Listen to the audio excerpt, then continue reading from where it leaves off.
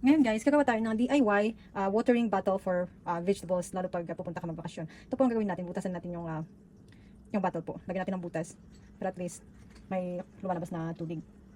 Yan po. Tapos, lagay po doon. Yan, may butas na. Tapos isa lang pulit.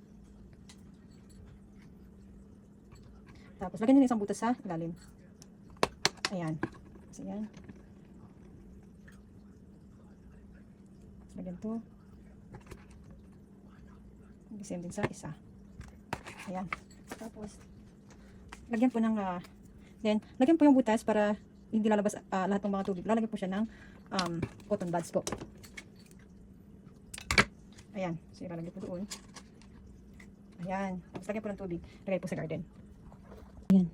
Nilagyan na po natin ng cotton buds. Ayan po, pag tinatanggal yung cotton buds, ang daming tubig na lumalabas. Pero pag nilagyan siya, kunti-kunti yung tubig na lumalabas. Ayan. Ayan. Nilagyan na po natin ng isa dito. Ayan po. Ayan. Tapos may tubig siya. Gusto isa. Lagyan natin dito. Ayan. Ayan yung mga water crest.